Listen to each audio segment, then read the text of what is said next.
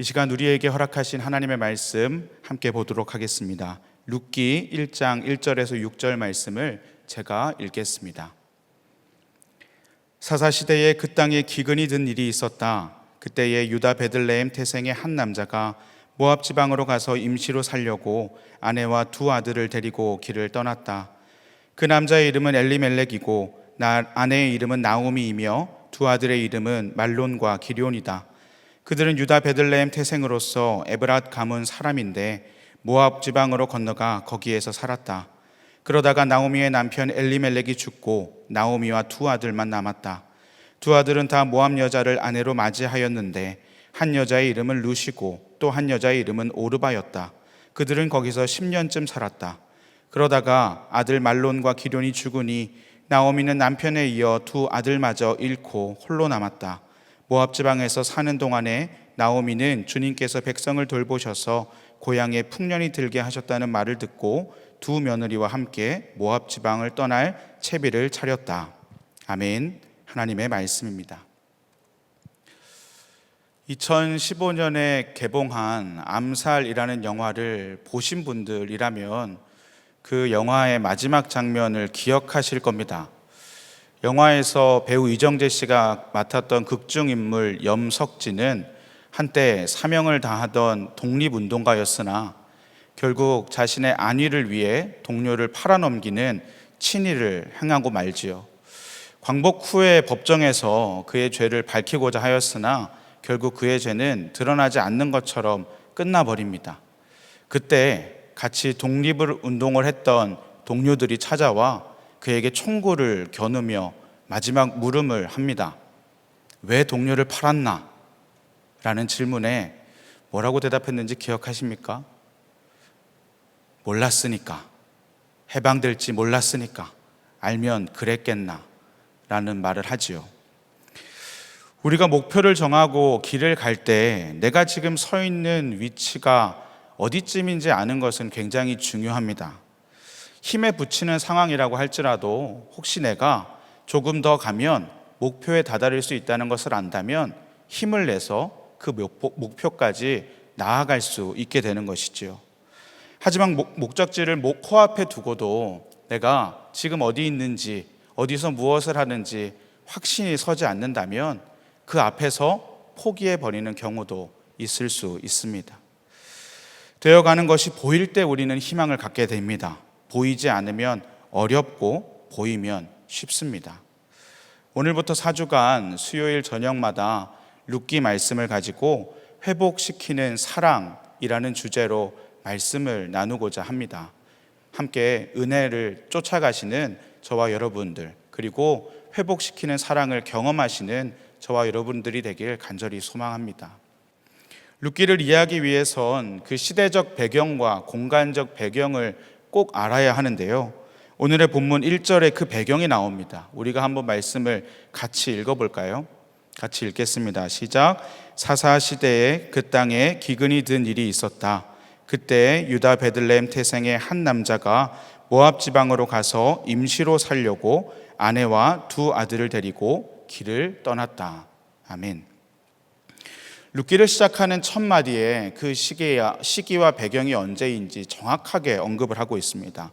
사사시대에 베들레헴에 기근이 들었습니다. 사사시대는 어떤 시대입니까? 영적으로 암흑기 시기입니다. 이집트에서 종살이를 하던 이스라엘 사람들은 모세와 여호수아를 통해 가나안 땅에 정착하게 되었습니다.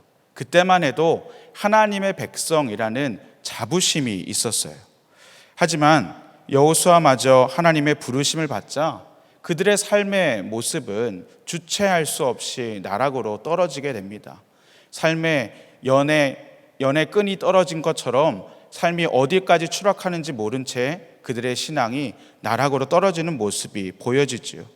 그 참혹한 죄의 이야기가 사사시대 사사기의 내용입니다.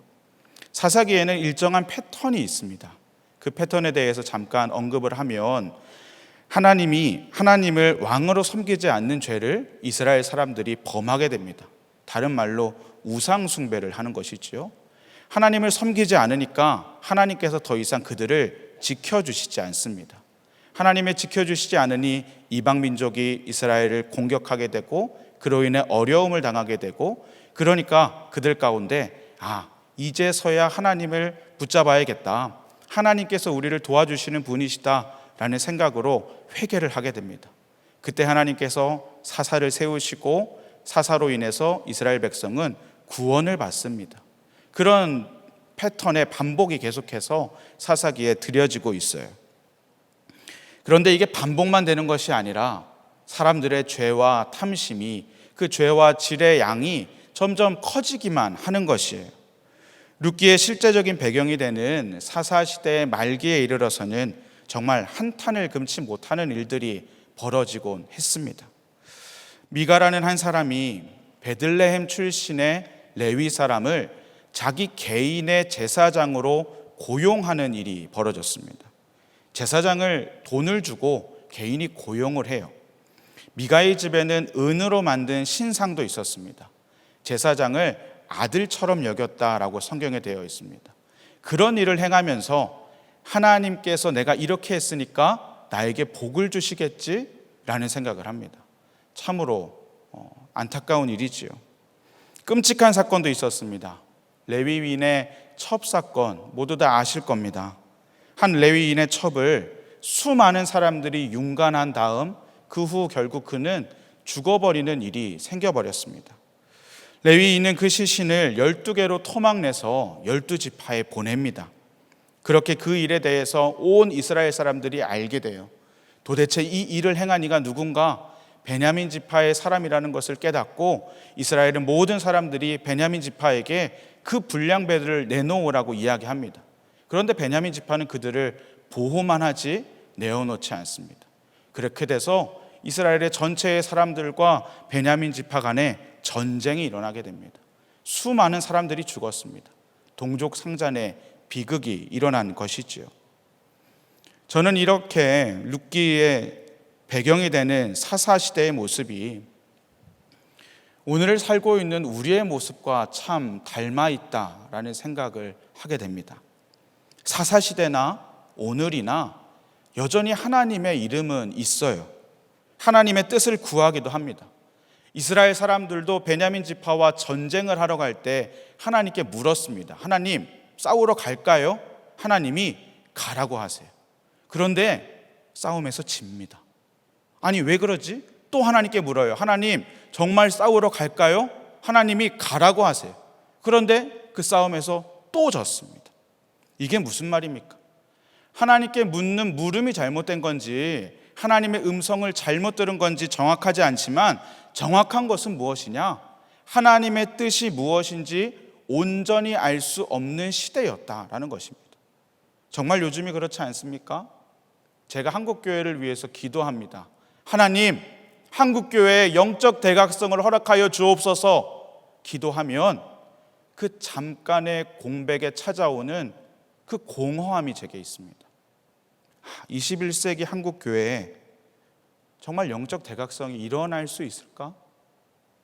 여전히 세상의 기준으로만 살아가는 자칭 그리스도인들이 얼마나 많은데, 하나님의 뜻을 구한다고 하면서도 내가 믿고 싶은 대로 믿고 자기의 생각대로 하나님의 뜻을 포장하는 일이 얼마나 많은데, 하나님의 뜻이 무엇인지 모르겠다, 하나님의 마음이 어디 있는지 모르겠다, 무엇이 옳은 건지 그저 자신이 옳은 대로 자기가 원하는 대로 돈을 섬기고 성공과 출세를 섬기면서도 예수를 섬긴다고 말하는 사람이 이렇게 숱하게 있는데 정말 한국교회의 영적 대각성이 일어날 수 있을까?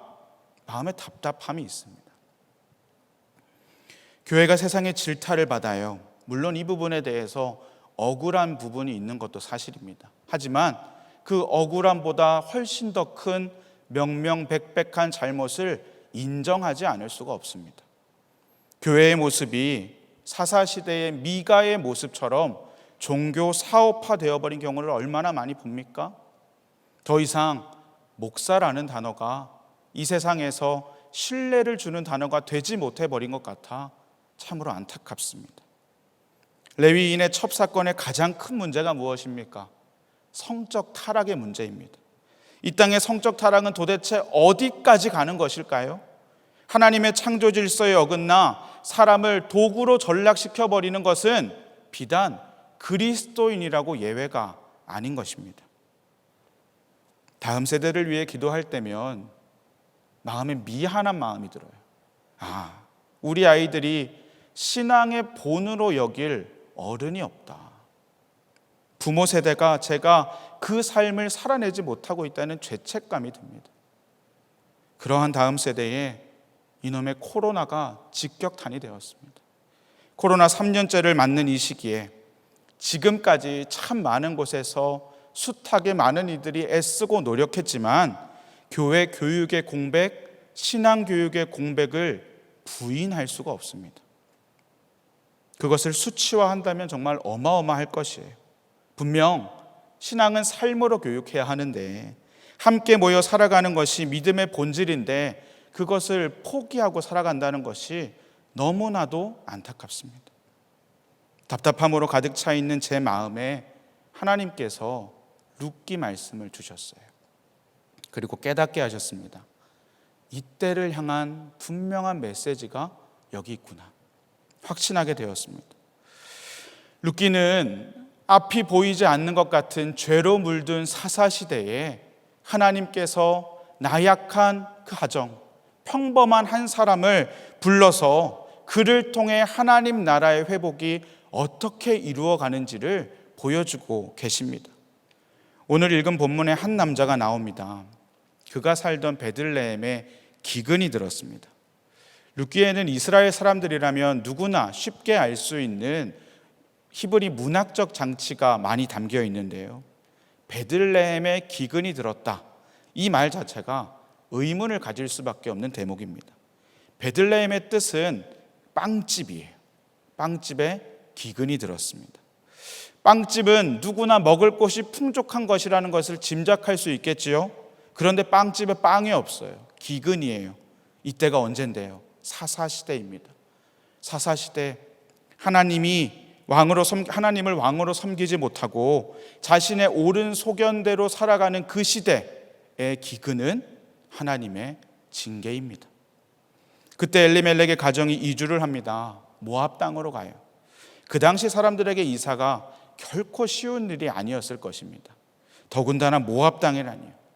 사람들의 생각 가운데는 나라의 바운더리가, 울타리가 그 신의 바운더리다라는 생각이 있었어요. 그래서 나라를 이주한다는 것은 하나님의 그늘 아래서 모압의 신 그모스의 그늘 아래로 간다는 것과 같은 생각이었을 것입니다. 엘리멜렉은 아마 살기 위해서 심사숙고하며 애를 써서 갔을 것입니다. 그런데 그의 이름이 무엇입니까? 엘리멜렉, 하나님이 왕이시다라는 뜻이에요. 기가 막힐 노릇이죠. 하나님이 왕이라고 고백해야 하는 사람이 하나님을 떠나버립니다. 그리고 어떻게 됩니까? 그 땅에서 죽어버려요. 두 아들이 남아서 아들들을 결혼시켰지만 그 아들 2명도 다 죽습니다. 누가 남았습니까? 시어머니와 며느리 2, 여자들만 3이 남았습니다. 이러한 절망의 상황에서 이들에게 희망이 있을까? 묻는 것조차 미안한 이런 상황에서 하나님은 역사를 변화시키십니다. 구원의 역사를 행하십니다. 사실 그 역사를 하나님께서는 2가지로 보여주세요. 하나는 오늘의 말씀 룻기고요. 하나는 룻기 다음에 있는 사무엘상의 말씀입니다. 사무엘상 이야기는 임신하지 못하는 한나의 이야기로 시작됩니다. 한나가 왜 임신하지 못했을까? 하나님께서 더 이상 이스라엘에게 일하시지 않는다라는 것을 상징적으로 보여주고 있는 메시지입니다. 오늘날의 불임과 연결시켜서 생각할 수는 없는 것이죠. 하나님께서 더 이상 일하시지 않는 그 불임과 같은 시대에 아무도 하나님의 일하심을 기대하지 않습니다. 아무도 하나님의 일하심을 위해 기도하지 않습니다. 단 한 사람, 한나가 기도해요. 애타게 기도합니다. 간절하게 기도합니다. 그 기도하는 모습을 엘리 제사장이 보지요. 성경은 그를 눈이 어두웠다라고 얘기하고 있습니다. 그가 엘리 제사장이 한나가 기도하는 것을 보고 뭐라고 합니까? 술에 취했다라고 하죠. 그 당시가 얼마나 영적으로 타락하고 눈이 어두웠는지 적나라하게 보여주는 대목입니다. 결국 하나님은 한나의 기도를 들어주셔서 그에게 아들을 주십니다. 아들 사무엘을 주셨습니다. 사무엘은 이스라엘의 영적 지도자가 되었습니다. 영적인 리더가 되었어요. 신앙적 영웅이 되었습니다. 하나님께서 이 사사기 지긋지긋한 죄의 굴레를 이제 끊어버리려고 위에서부터의 변화를 시작하신 것입니다. 그런데 위로부터의 변화가 있다면 아래로부터의 변화도 있겠지요. 그것이 바로 오늘의 말씀 룻기입니다. 그래서 제가 룻기를 주목하는 것입니다.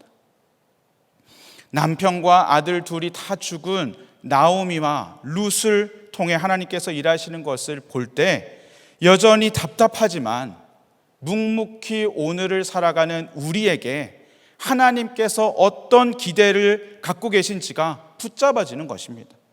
오늘의 본문 6절에 그 하나님의 일하심의 흔적이 나타나 있는데요. 우리가 6절 말씀 한번 같이 읽어보겠습니다. 6절 읽습니다. 시작. 모압 지방에서 사는 동안에 나오미는 주님께서 백성을 돌보셔서 고향에 풍년이 들게 하셨다는 말을 듣고 두 며느리와 함께 모압 지방을 떠날 채비를 차렸다. 아멘.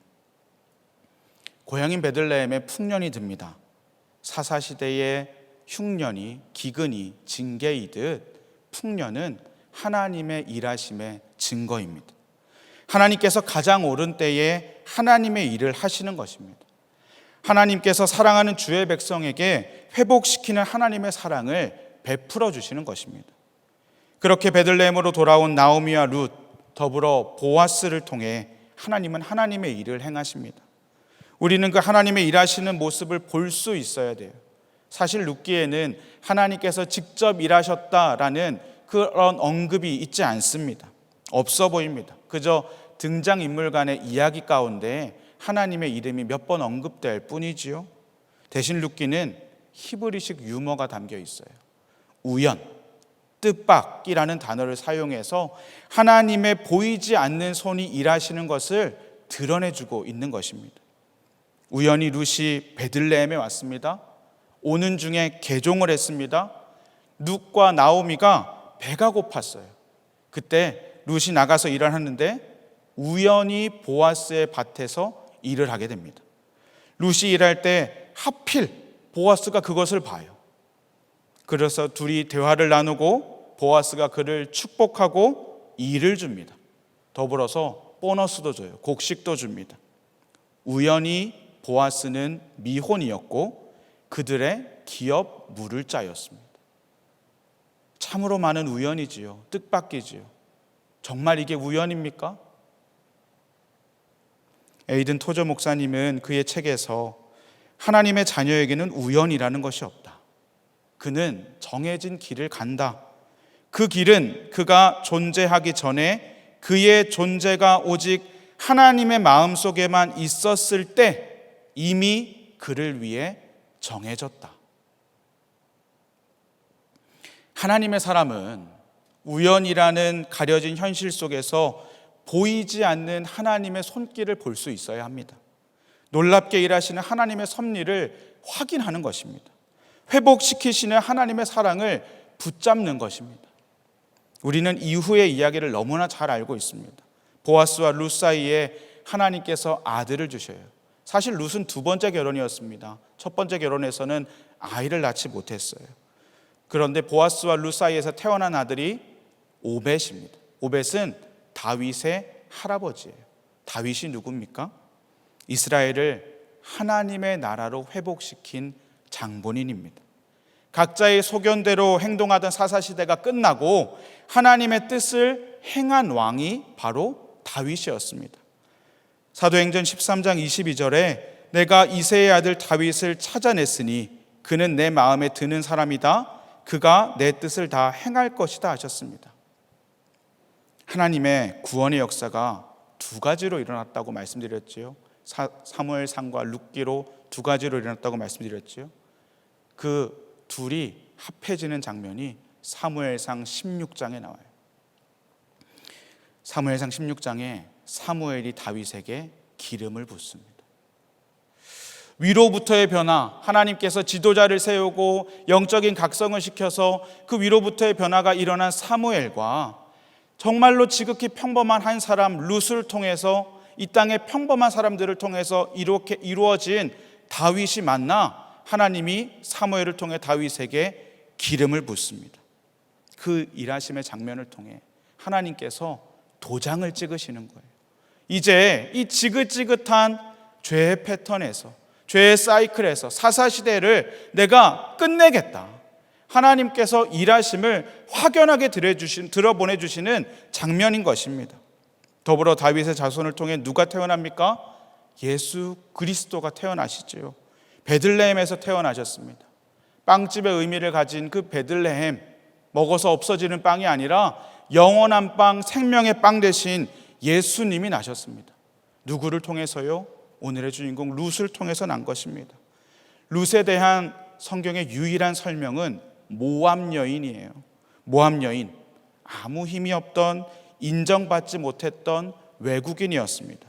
하나님을 믿는 신앙을 얼마 되지 않아 가졌던 새신자, 초신자였습니다. 가진 것 없던 그 룻을 통해서 하나님이 일을 하셨습니다. 우리가 살고 있는 오늘보다 모든 것이 악조건이었던 사사시대였지만 하나님은 그 땅을 포기하지 않으셨어요. 하나님은 회복시키는 당신의 사랑으로 온전한 일을 하셨습니다. 그러기에 우리에게 주어진 오늘의 현실도 주님께서 온전히 일하실 것을 기대하며 나아갈 수 있는 것입니다.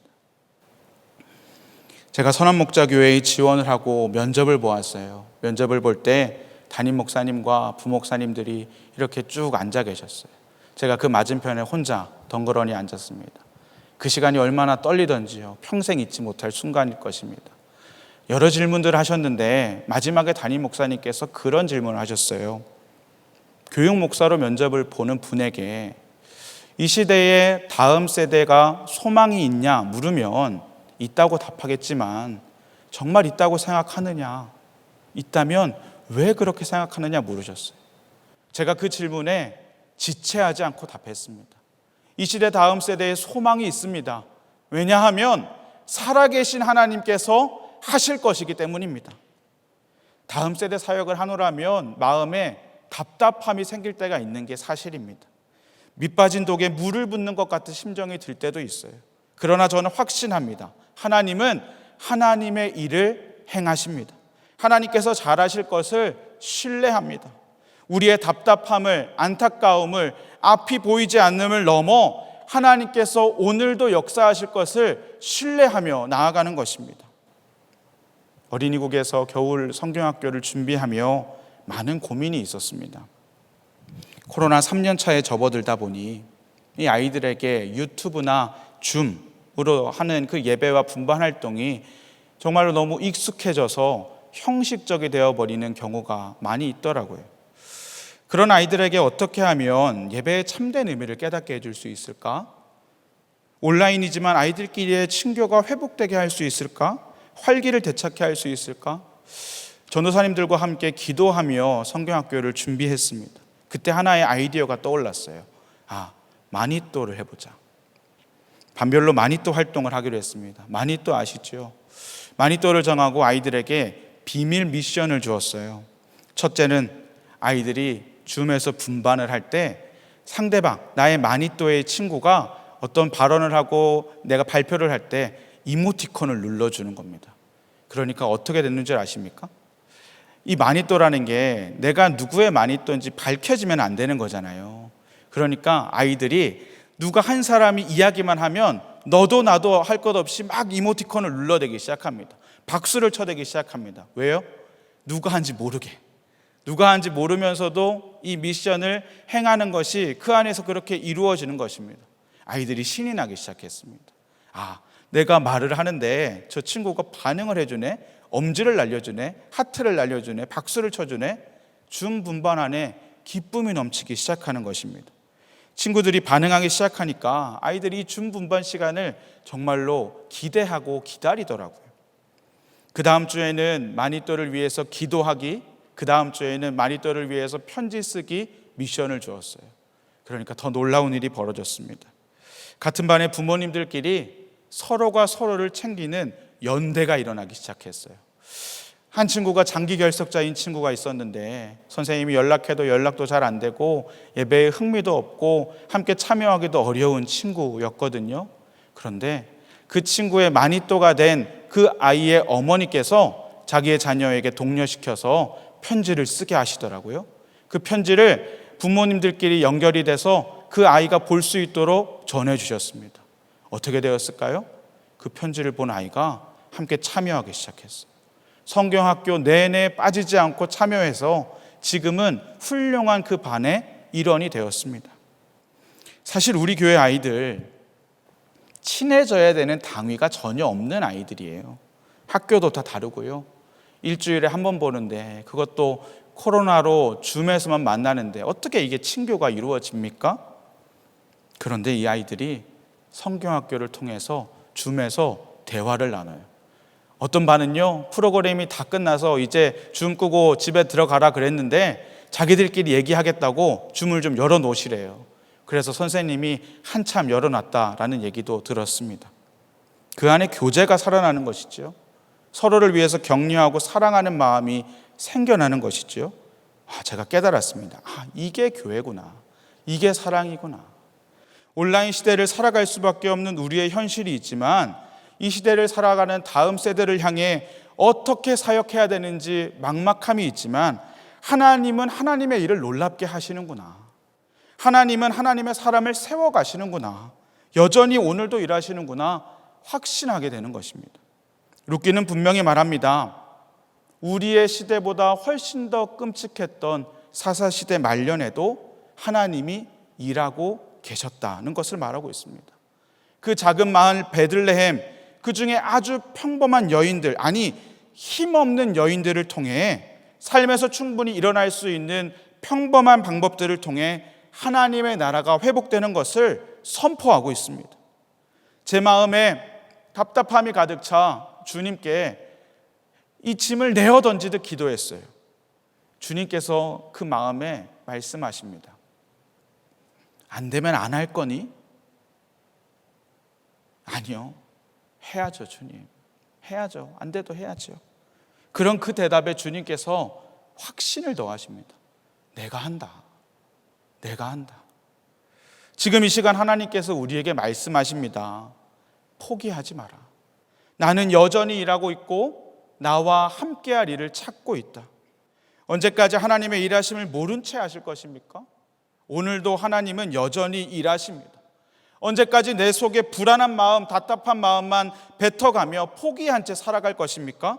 하나님의 부르심에 응답하십시오. 우리가 못났든 무식하든 가난하든 관계없습니다. 하나님께서는 정말 희망이라고는 찾아볼 수 없는 나약한 이들을 들어 쓰셨습니다. 내가 하는 것이 아닙니다. 하나님께서 하시는 것입니다. 하나님의 일하심을 기대하시며 나아가십시오. 하나님이 가장 오르신 때에 하나님의 일을 하고 계심을 신뢰하시기 바랍니다. 하나님께서 하나님을 신뢰하는 한 사람을 통해 이 한국교회의 영적 대각성을 허락하여 주실 것입니다. 교회가 연합하고 기도가 끊이지 않으며 회개가 터져 나오는 역사를 우리에게 허락하실 것입니다. 기도를 포기하지 마십시오. 묵묵히 우리에게 맡겨주신 것을 이루어 나가시기 바랍니다. 하나님의 일하심을 눈으로 확인하십시오. 보이지 않는 것을 보시기 바랍니다. 먹구름이 가득 낀 것 같은 어두컴컴한 나날을 보내고 계십니까? 그 먹구름 뒤에는 여전히 밝은 태양이 빛나고 있음을 잊지 마시기 바랍니다. 오늘도 하나님은 여전히 일하십니다. 그 하나님을 신뢰하며 하나님의 일하심에 참여하실 수 있는 저와 여러분이 되기를 간절히 소망합니다.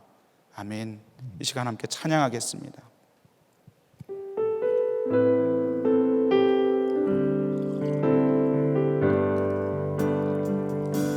주께서 다스리네 내 삶을 주께서 다스리네 내 삶을 주께서 일하시네 지금도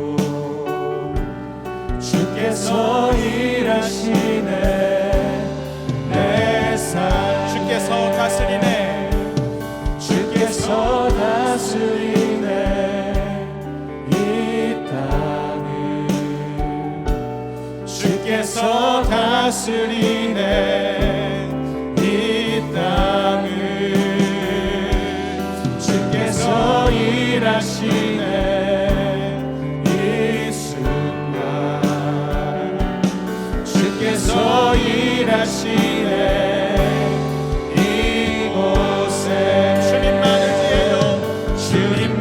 의지해요 주님만 의지해요 주님만 의지해요 예 주님 주님만 의지해요 주님만 의지해요 주님만 의지해요 예 주 처음부터 찬양합니다. 주께서 다스리네 내 삶을 주께서 다스리네 내 삶을 주께서 일하시네 지금도 주께서 일하시네 내 삶에 주께서 다스리네 주께서 다스리네 이 땅을 주께서 다스리네 이 땅을 주께서 일하시네 이 순간 주께서 일하시네 이곳에 주님만 의지해요 주님만 의지해요 주님만 의지해요 예 주님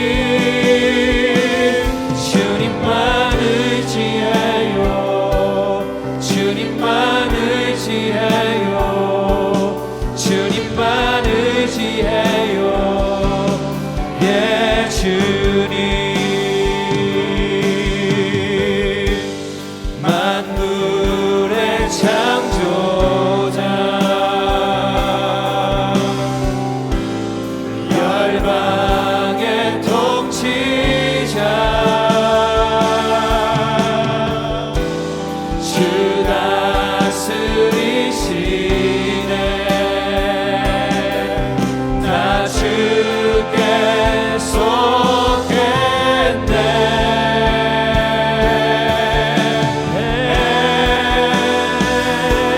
주께서 다스리네 이 땅을 주께서 다스리네 이 땅을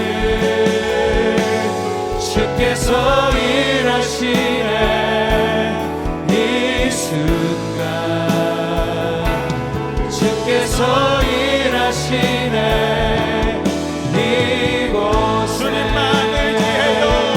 주님만 의지해요 주님만 의지해요 주님만 의지해요 예 주님 주님만 의지해요 주님만 의지해요 주님만 의지해요 예 주 시간 우리가 함께 기도합니다. 여전히 일하시는 하나님, 그 주님을 신뢰하기 원합니다. 내가 포기하는 것 아니라 온전한 주님의 도구로 사용받게 하여 주시옵소서. 하나님께서 부르실 때 하나님, 내가 묵묵히 오늘도 주님의 일을 행하겠습니다. 하나님을 온전히 신뢰하며 나아가겠습니다. 고백하는 한 사람 되게 하여 주시옵소서. 주님의 이름 크게 한번 부르고 우리가 뜨겁게 기도합니다. 주여, 아버지, 여전히 주님을 신뢰하며 나아가기 원합니다. 하나님은 하나님의 일을 온전히 행하시 행하시는 줄 믿습니다. 우리의 삶의 답답함, 우리의 삶의 어려움 주님 앞에 내어놓습니다. 하나님, 한국교회 영적 대각성 하나님 일어날까요? 하지만 살아계신 하나님께서 오늘도 하나님의 일을 온전히 행하고 계심을 믿으며 나아갑니다. 신뢰하며 나아갑니다. 주님의 도구로 쓰임받는 우리 되게 하여 주시옵소서. 주님을 신뢰하며 나아가는 한 사람 되게 하여 주옵소서. 주님이 부르시는 그때에 주님께 응답하는 자 되기 원합니다. 주님, 주님 아버지, 주님만 의지해요. 주님만 의지해요. 주님만 의지해요. 다시 한번 기도합니다. 하나님, 한국교회의 영적 대각성을 허락하여 주옵소서. 다음 세대의 부흥을 허락하여 주시옵소서. 예배가 회복되게 하여 주시옵소서. 우리가 이 기도를 멈추지 않고 나아가기 원합니다. 주님께서 행하실 것을 기대하며 나아가기 원합니다. 우리가 온전히 주님의 이름 크게 한번 부르고 우리가 기도하신 후에 개인의 기도의 제목으로 나아가시겠습니다. 기도합니다. 주여, 하나님, 이 땅의 한국교회 영적 대각성을 부어주시옵소서. 허락하여 주시옵소서. 우리가 기도하는 것, 다음 세대의 부흥을 위한 기도 하나님, 우리가 드리기 원합니다. 하나님, 이 시대에 부흥이 있습니까? 하나님이 행하실 것을 믿습니다. 하나님께서 일하실 것을 기대합니다. 주님께서 온전히 우리와 함께 하실 것을 믿습니다. 주여, 주님께서 주님의 일을 하시옵소서. 우리가 기도하기를 쉬지 않게 하소서. 주님께 기도하게 하소서. 주님께 내어놓게 하소서. 주님의 마음을 더하게 하소서. 주여, 주여, 아버지, 우리가 그 기도를 멈추지 않게 원합니다. 하나님, 하나님은 하나님의 일을 행하시는 줄 믿습니다. 하나님은 하나님의 일을 행하시는 줄 믿습니다. 주여, 주님의 일하심을 기대하며 나아가게 하여 주시옵소서. 주님의 일하심을 기대하며 나아가게 하여 주옵소서. 아버지,